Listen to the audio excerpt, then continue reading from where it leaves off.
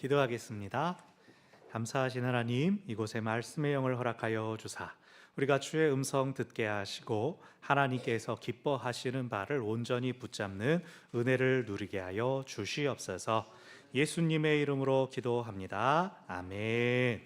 새해 첫 주일 예배 자리에서 여러분 모두 뵙게 되어서 참으로 반갑습니다.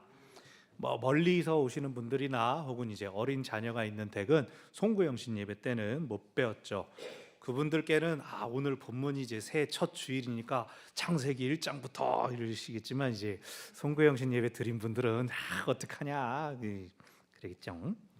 우리 교회는 한 주간의 새벽 기도의 본문 중에서 주일 본문을 선정해야 해서 주일날 주중에 이제 가볍게 본 본문을 더 깊이 살펴봅니다. 그런데 제가 생각할 때 1월 1일에 새벽 기도회를 못하니까 그때 송구영신 예배 때 이 본문을 해야지. 그러고는 1월 1일이 지나고 주일 준비해야지 그랬더니 본문이 같네. 그래가지고 이걸 뭐 똑같이 할 수도 없고 유튜브를 참고하십시오 이럴 수도 없고 뭘 더 나누면 좋을까 하다가 이제 오늘 본문의 제목 원복 그것을 가지고 왔습니다. 여러분이 원죄는 많이 들어보셨겠지만 원복은 좀 생소하죠.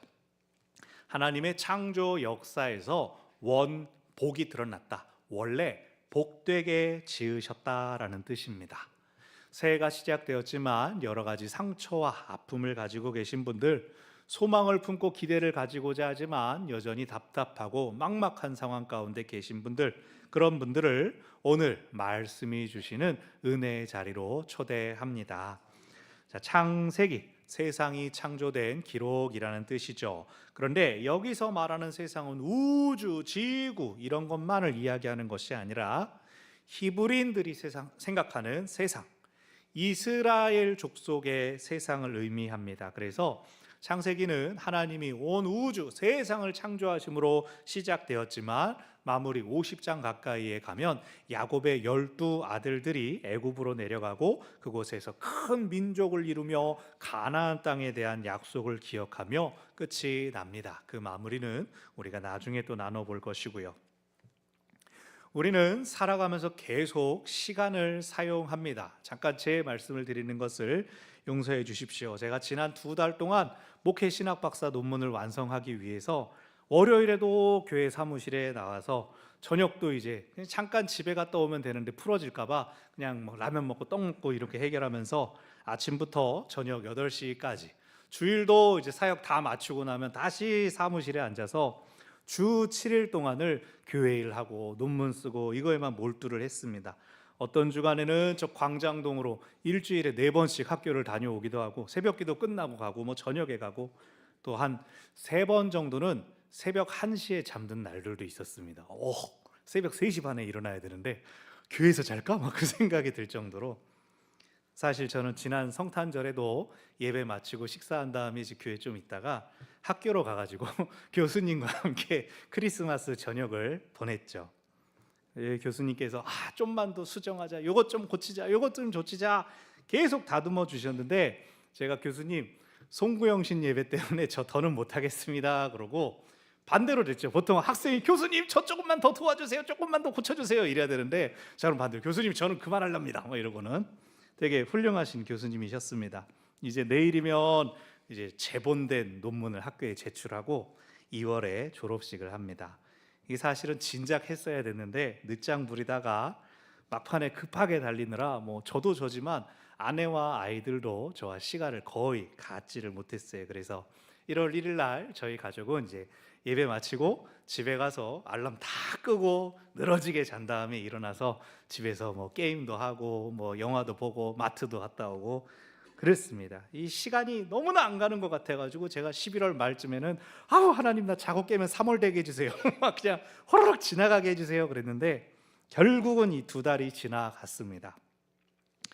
우리가 시간 안에서 살고 있을 때는 그 시간이 보이지 않습니다. 마치 물고기가 물 안에서 물을 보지 못하는 것처럼 그것의 중요성이나 어떻게 흘러가는지를 알 수가 없습니다. 그래서 우리가 질병에 걸린다든가 혹은 이런 지금처럼 경제적으로 침체되거나 하면 그 안에 쏙 들어가서 이거 대체 언제 끝나는지 몰라서 두렵고 불안합니다. 그러나 저처럼 오랜 과업을 이제 마쳤거나 혹은 병에서 회복되어서 그 시간을 벗어나게 되면 그제서야 지나간 시간들이 눈에 들어오고 그것에 대한 판단들을 할 수 있게 되죠. 지난 송구영신 예배 때 이제 자녀들이 앞에 나오고 우리가 이제 축복하는데 나중에 보니까 올해 수험생이었던 자녀들을 두신 부모님들의 눈이 개촉촉한 것을 보았습니다. 우리 아이들이 얼마나 지난 한 해 수고하고 애썼는지를 알기 때문에 그 수고를 마친 것이 참 고맙고 장한 것이죠. 근데 사실 인생은 어떻습니까? 원하는 학교에 간 다음에 이젠 또 취업을 하고 누구를 만나고 가정을 꾸리고 그리고 그 다음에 계속해서 또 다른 시간 안으로 들어가고 또 그래야 되는데 어쨌든 한 과정을 마치게 되어서 뿌듯하셨던 것 같습니다. 우리를 웃게도 만들고 또 우리를 울게도 하는 시간, 그 시간을 누가 만드셨다고요? 하나님께서 만드셨다는 겁니다. 유일하게 시간이 시작되는 순간, 똑딱 하는 그 순간을 하나님이 지으셨기에 하나님이 아십니다. 그렇다면 시간의 시작을 하나님이 아시고 지으셨으니 시간의 마침도 누구에게 달렸겠습니까? 하나님에게 달려 있습니다. 그래서 창세기는 세상이 어떻게 시작되었는가? 세상의 기원에 대해서 가르쳐주는 책이 아니라 그것을 시작하신 하나님이 누구인지를 가르쳐주는 책입니다.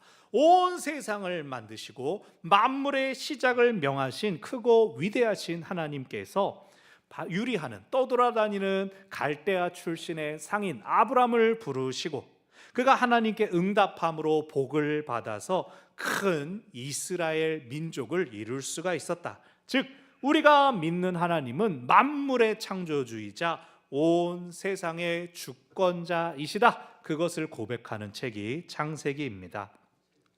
우리는 창세기를 통해서 하나님의 크고 위대하심을 발견하게 되는데 하나님은 막 키가 저 우주 꼭대기에 닿으셨다, 흰 긴 수염을 가지고 계신다, 뭐 늙은 남자다, 뭐 이런 것들이 아니라 우리가 살고 있는 이 세상이 바로 하나님이 만드신 것이다.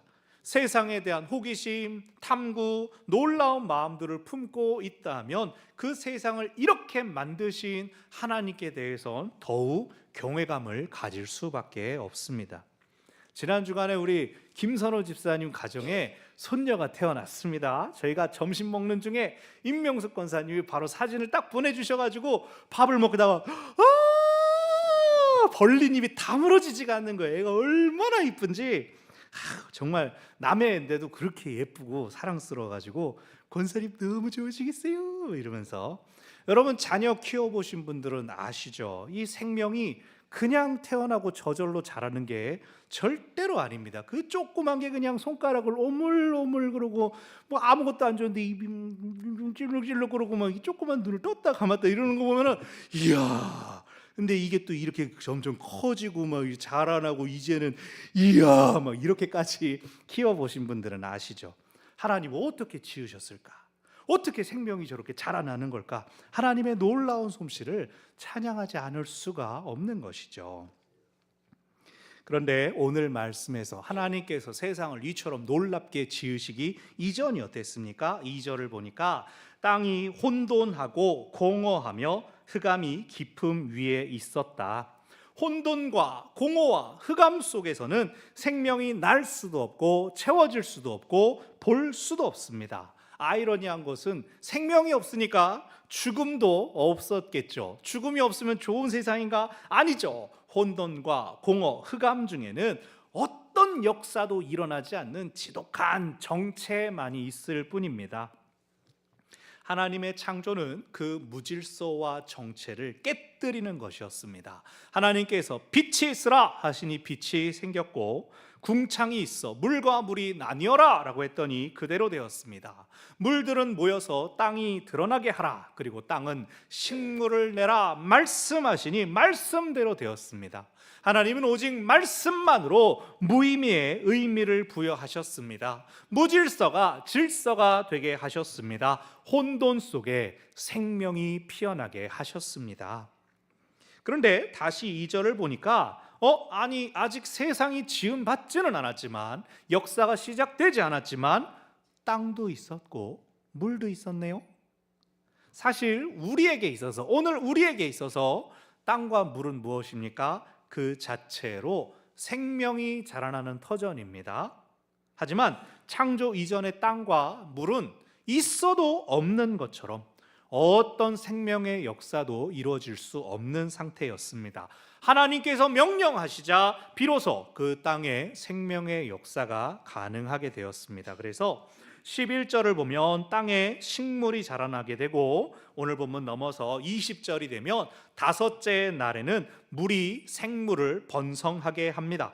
23절에서 여섯째 날이 되자 땅이 동물을 내고 마침내 사람이 그 위에 지음을 받았습니다.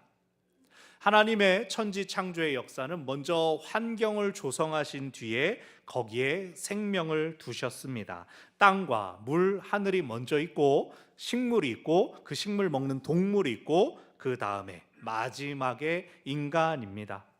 온 만물이 하나님의 뜻과 목적에 맞게 지음을 받았는데, 하나님께서 그렇게 지음받은 동물들에게 복을 주십니다. 22절에서는 물의 생물과 날개 있는 새들, 28절에서는 사람이 복을 받습니다.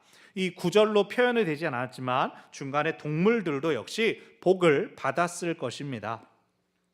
그리고 둘째 날을 제외하고 모든 창조의 날 하나님께서 하신 말씀, 하나님께서 말씀대로 모든 것을 지으신 다음에 뭐라고 하셨습니까? 하나님 보시기에 좋았더라.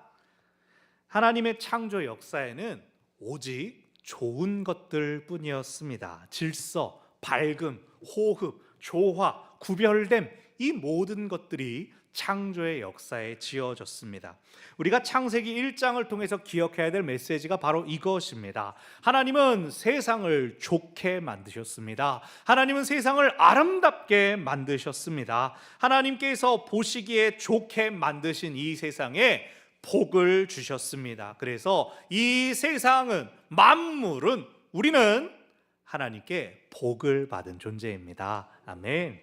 그런데 우리가 처음에 나눈 것처럼 원복이라는 단어보다 원죄에 훨씬 더 익숙하죠. 우리는 태어나면서부터 모두가 죄인이다, 이런 것들을 강조합니다. 물론 우리 본성의 연약함과 완악함을 돌이키기 위해서는 이 원죄에 대해서 알고 기억하는 것도 필요하지만, 오늘만큼은, 창조의 첫 역사를 돌아보는 오늘만큼은 우리가 원복을 기억하기를 바랍니다. 하나님께서 세상을, 하나님께서 우리를 복되게 만드셨습니다. 아멘. 원래 원죄는 무엇입니까? 인간이 가진 약함과 악함을 기억하고 그 우리 스스로 해결할 수 없는 문제를 위해 오신 예수님의 구속의 은혜를 받아들이자라고 하는 건데, 어느덧 원죄의 강조는 인간을, 사람을 쓸모없는 존재로 만드는 것이 되었습니다. 세상에서 자행되는 안타까운 사건, 사고들을 보면서 뭐라고 합니까? 인간은 원죄를 가지고 있기 때문에 어쩔 수 없어. 잔인하고 사악한 범죄자를 보면서 으이그 저거 봐, 인간은 어쩔 수 없어. 원죄를 가지고 있으니까 어쩔 수 없어. 사실 원죄 말고 또 우리가 배우는 개념이 뭡니까?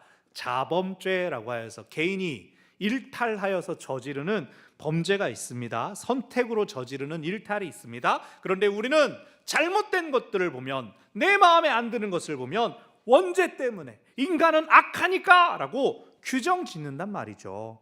하지만 여러분, 오늘 본문을 보십시오. 하나님께서 우리를 죄 있는 존재로 만드셨습니까? 하나님은 생명을 만드시고 복을 주셨습니다. 생명을 만드는 과정에 연합의 기쁨을 더하시고 사명을 주셨습니다.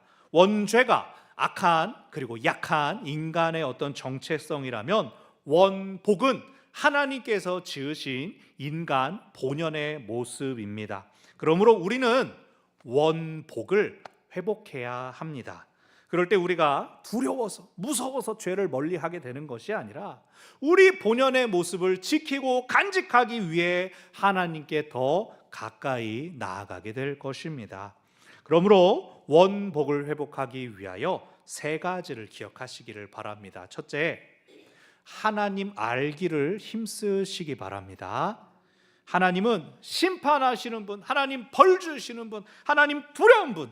어떨 때는 그런 생각들이 우리로 죄 짓지 않게 도움을 주기도 하지만, 다른 한편으로는 하나님 이상하다, 왜 사랑한다고 하면서 자기 아들 딸이라 그러면서 왜 벌을 주고 심판하느냐, 하나님 나 못 믿겠다라고 하면서 하나님으로부터 멀어지게 만드는 역할도 했습니다. 물론 하나님은 잘못을 싫어하시고 벌하시기도 하지만 그건 하나님의 일부분이죠. 하나님에 대한 오해가 바로 잡힐 때 우리는 하나님께서 우리에게 처음부터 허락하신 원복을 회복할 수 있습니다. 사랑하는 여러분, 하나님은 우리가 행복하기를 원하십니다. 하나님이 만드시고 허락하신 모든 것들이 우리를 위한 것입니다. 하나님께서 세상을 지으실 때 환경을 조성하고 그 안에 생명을 두셨다고 했죠. 그리고 생명들 가운데 사람을 가장 마지막에 두셨다는 것은 모든 피조물 중에 사람이 가장 소중하고 사람이 가장 으뜸이라는 뜻입니다. 하나님은 사람을 다른 피조물보다 훨씬 사랑하셔서 사람에게만 하나님의 형상을 주셨습니다. 그렇다면 하나님께서 사람을 볼 때 아유 저 죄인 이러고 보실까요? 아유 내 사랑하는 자녀야 하고 보실까요? 하나님을 온전히 알아야 합니다. 나를 사랑하시며 나를 사랑한다 하시는 그 하나님을 온전히 알아야 합니다. 하나님께서 태초부터 우리에게 주신 것은 복이었습니다. 복된 사명을 우리에게 주셨습니다. 그러므로 하나님을 알 때, 그 하나님의 마음을 알 때 우리는 원복을 회복할 것입니다. 우리를 사랑하시는 하나님, 하나님께로 마음을 여는 우리 모두가 되기를 바랍니다. 아멘. 원복을 회복하기 위하여서 두 번째, 주변을 돌아보시기를 바랍니다. 원죄가 가지고 있는 가장 큰 위험성은 그것으로 나를 보는 게 아니라 남을 보는 것입니다. 성경에서 인간은 날 때부터 악하다고 했으니 나 조심해야겠다, 이게 아니라 너 조심해, 그런다는 거죠. 방금 나눈 것처럼 하나님은 우리를 향해 처음부터 넌 내가 사랑하는 자다라고 하고 말씀하고 그렇게 지켜보시는데, 그건 넘어가고 하나님께 죄 지은 악한 인간이야, 그것도 나는 상관없는 것처럼, 나는 예수 믿으니까 이제 상관없지, 이렇게 보는 게 원죄의 강조가 가진 위험성입니다. 그래서 원죄는 나를 돌아볼 때 떠올려야 합니다. 내가 약하지, 내가 이거 돌이켜야지. 원복은 주변을 돌아볼 때 떠올려야 합니다. 먼저는 우리 곁에 있는 가까운 사람들을 보면서 하나님이 복되게 만드셨는데 그것을 온전히 누리지 못하는 이들을 불쌍히 여길 수 있어야 합니다. 우리가 왜 영혼 구원에 힘써야 합니까? 우리가 왜 전도하자고 합니까? 그 영혼이 하나님을 만나서 행복하기를 바라는 마음 때문이죠. 여러분 뉴스에서 보셨을지 모르겠습니다. 일본의 어느 선생님이 ADHD 진단을 받았습니다. 아시죠? 주의력 결핍 행동 과잉 장애, 과잉 행동 장애라고 하여서 처음에는 아이들이 쟤들 왜 이렇게 막 정신 못 차리고 막 왜 이렇게 바쁘고 분주하고 까먹고 그러지라고 해서 아이들을 처음엔 진단하는 ADHD가 만들어졌는데, 알고 보니까 어른들 중에서도 실수하고 까먹고 주의를 이게 좀 산만하고 그런 경우가 있더라. 그랬더니 성인 ADHD 몇 년 전부터 아주 그랬죠.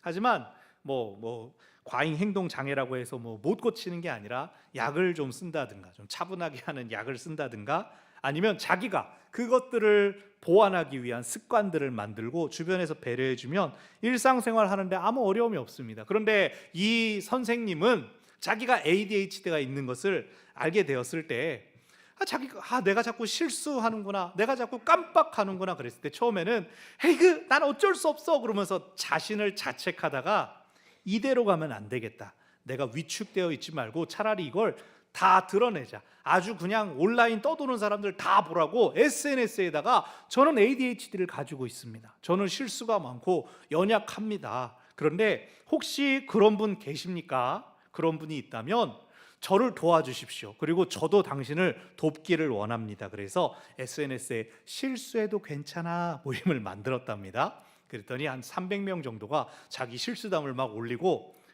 정기 모임으로도 모여가지고 아유 그냥 아는 사람 찬 줄 알고 탔더니 모르는 사람 차더라고요. 뭐 이런 얘기를 하고 서로 괜찮아 위로해 주는 그 모임이 되고 있다. 그래서 너는 장애가 있으니 조심해라, 분리해라, 구별되어라 라고 선을 긋는 게 아니라, 서로를 몰아세우는 것이 아니라 그럴 수도 있지, 서로를 보듬어주고 수용해주고 도움을 주는 훈훈한 버팀목이 되었다라고 합니다. 가뜩이나 현대사회에서 누가 잘못했나, 똑바로 하고 있나, 서로를 예민하게 몰아가고 있는 이 때에 원복을 기억한다면 서로를 정죄하는 대신에 사랑할 수 있고 나아가 그를 살려줄 수도 있을 것입니다. 또한 원복을 기억하면서 주변을 돌아볼 때에는 사람뿐만 아니라 우리 주변에 자연을 생각할 수 있어야 합니다. 사실 이 원복이라는 단어 자체가 매튜 폭스라고 하는 생태 신학자의 것입니다. 하나님께서 만물의 복을 주셨으니 우리가 그것을 지켜야 한다, 그것이 우리의 사명이다 라고 합니다. 올해도 변함없이 오늘 1월의 첫째 주일 이른 시간부터 영하의 날씨에 플로깅을 섬겨주신 남성교회도 오늘 그러한 실천을 하신 것이죠. 원복을 기억하고 흘려보내는 것이 청지기로 세워진 우리의 몫이니 하나님이 주신 원복을 만물이 회복할 수 있도록 할 수 있는 노력을 우리가 기울여야 하겠습니다. 원복을 회복하기 위하여 마지막으로 나를 이해하고 사랑해야 합니다. 온 세상 중에 사람이 가장 존귀하게 창조되었습니다. 그리고 가장 존귀하게 창조된 사람보다 더 중요한 게 있으니 누굴까요? 나입니다. 나. 옆 사람이 한번 소중하겠죠. 근데 내가 더 소중하죠. 우린 다 그렇습니다. 여러분 가슴에 손을 얹고 가장 소중한 나를 축복해 봅시다. 따라해 보십시오. 나는 82억 인구 중에서 하나님의 특별한 사랑받는 사람입니다. 한 번 더. 나는 82억 인구 중에서 하나님의 특별한 사랑받는 사람입니다. 아멘. 우리가 그런 사람이라는 겁니다. 사명도 좋고 사역도 좋지만 행복하지 않으면 의미가 없습니다. 여러분이 오늘 누구의 손에 이끌려서 교회에 나오셨든지 함께 예배드리는 것, 또 봉사하는 것까지도 교회에서 이루어지는 모든 것들은 하나님께 영광 돌리고 또한 여러분, 당신이 행복하기를 바라고 하는 것입니다. 하나님은 처음부터 우리에게 복을 주셨습니다. 그리고 그것은 끝나지 않았습니다. 하나님께 불순종한 인간이 죄를 지었어도 하나님이 그것을 친히 해결해 주시기 위해서 당신의 유일한 아들 예수 그리스도를 이 땅에 보내사 십자가에서 우리 죄를 대신해 죽게 하셨습니다. 믿는 자에게는 더 이상 죄가 주인 노릇할 수 없으니 하나님을 마음에 모시고 죄로부터 완전히 자유하시기를 바랍니다. 그럴 때에 처음부터 우리를 향하신 원복을 회복하게 될 것입니다. 아멘. 말씀을 정리합니다. 우리는 원복을 회복해야 합니다. 그러기 위해서 하나님을 온전히 알기를 힘쓰시기를 바랍니다. 원복을 회복하기 위해 주변을 돌아보시기를 바랍니다. 원복의 회복을 위하여 나를 이해하고 나를 사랑하시기를 바랍니다. 그럴 때 하나님께서 이 세상에 두신 선한 목적과 뜻이 하늘에서와 같이 땅에서도 이루어지게 될 것입니다. 아멘. 기도하겠습니다. 고마우신 하나님 아버지, 우리가 창세기의 말씀을 통하여서 오늘 우리 가운데 일하시고 행하신 하나님의 선하신 뜻을 다시금 확인하였습니다. 우리가 이 땅을 살아가면서 자꾸 분열하고 갈라지고 누군가를 정죄하며 죄 때문이지, 원죄 때문이지, 악한 인간이기 때문이지 라고만 하고 있는 것을 이제는 넘어서 하나님은 처음부터 복되게 지으셨다, 그것을 회복해야 하는 그 사명을 잘 기억하는 저희들 되게 하여 주시옵소서. 하나님 알기를 힘쓰며 우리 주변을 돌아보며 내 자신을 사랑하는 우리 모두가 되게 하여 주시옵소서. 예수님의 이름으로 기도합니다. 아멘.